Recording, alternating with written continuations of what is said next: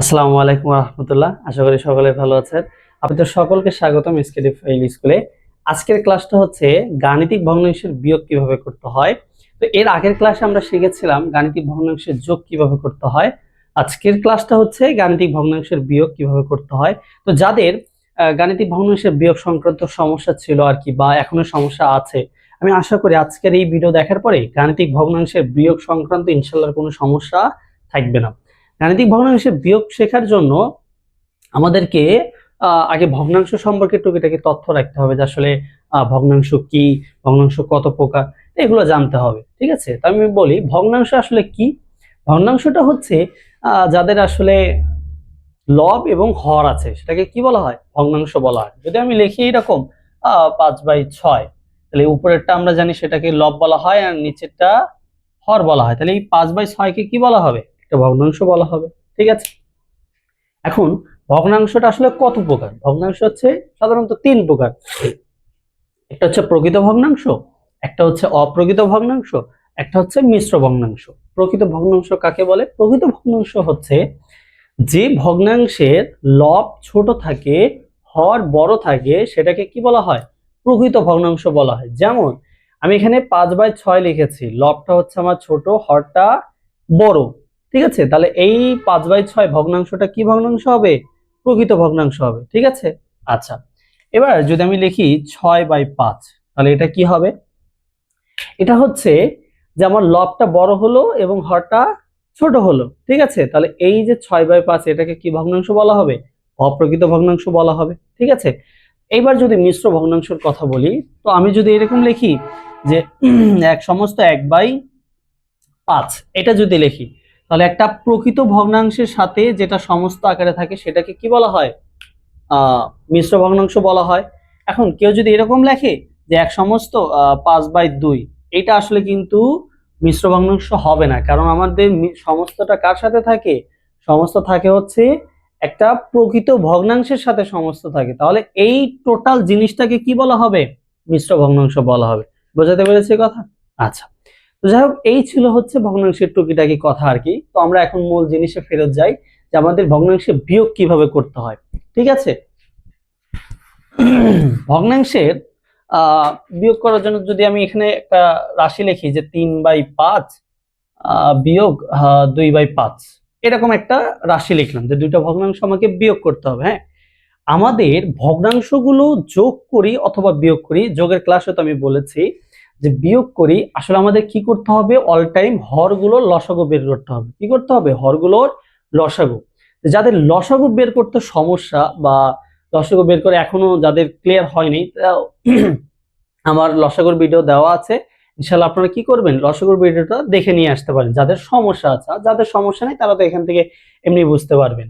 আচ্ছা, তো আমাদের দেখলাম প্রথম ভগ্নাংশের হর কি আছে, 5। দ্বিতীয় ভগ্নাংশের হর কি আছে, 5।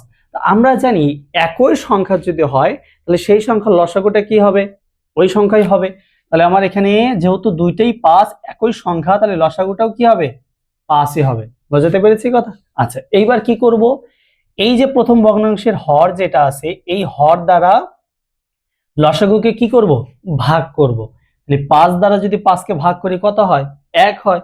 ওই একটা আবার উপরে যে লব আছে সেটাকে গুণন করব, তাহলে ওই 1 3 এর সাথে গুণ হলে 3 1 কে 3, মাইনাস মাইনাস দিলাম।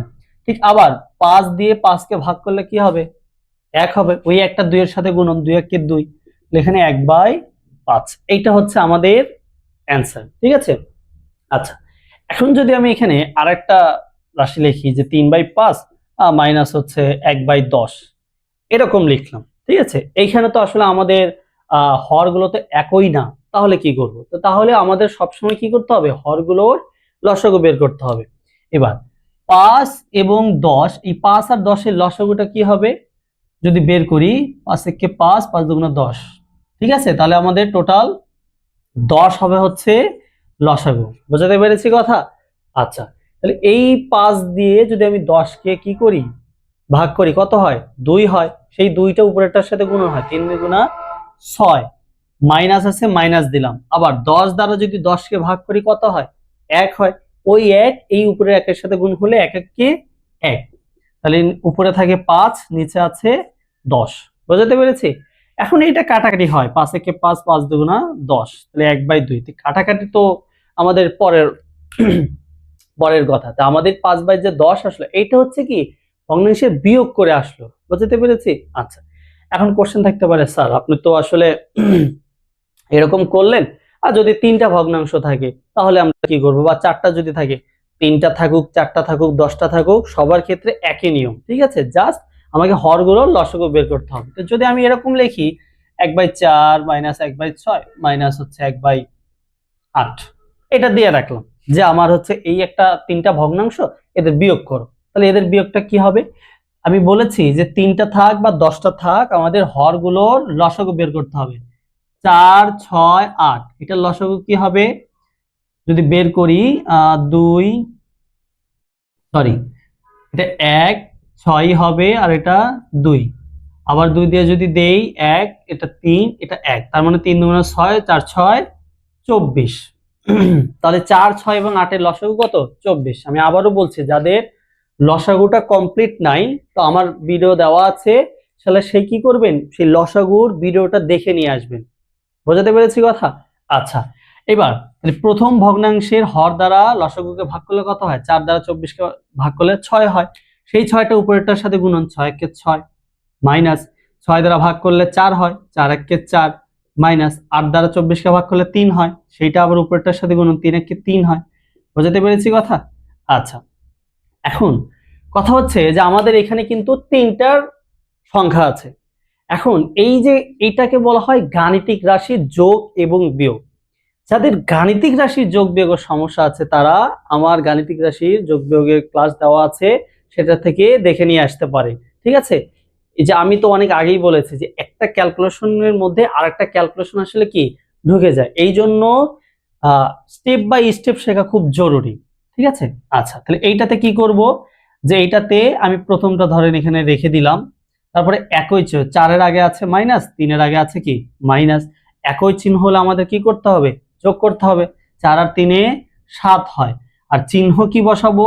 একই চিহ্ন হলে সেই চিহ্নই বসাতে হয়। ঠিক আছে, আচ্ছা, আর প্রথমটাকে রাখলাম কারণ প্রথমটার আমরা কোনো কাজ করি নাই। এইবার এই 6-এর আগে আছে প্লাস, 7-এর আগে আছে মাইনাস, বিপরীত চিহ্ন হলে বিয়োগ করতে হয়, 7 থেকে 6 বাদ দিলে 1 হয়, বড়কে 7, যেহেতু একই চিহ্ন না, একই চিহ্ন না হলে বড়টা থেকে ছোট, বড়র আগে যে চিহ্ন আছে ওই চিহ্ন বসাতে হয়। এইটা হচ্ছে আমাদের অ্যান্সার। বোঝাতে পেরেছি কথা?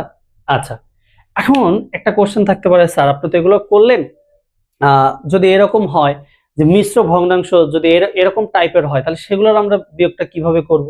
যেমন দেখা যাক এখানে যেমন দেওয়া আছে 2/2 সমস্ত 2/3 মাইনাস 3 সমস্ত, এখানে দেওয়া আছে হচ্ছে 3/6 দেওয়া আছে, এটা দেওয়া আছে। ঠিক আছে, তাহলে এইটার আমরা আসলে কি করব?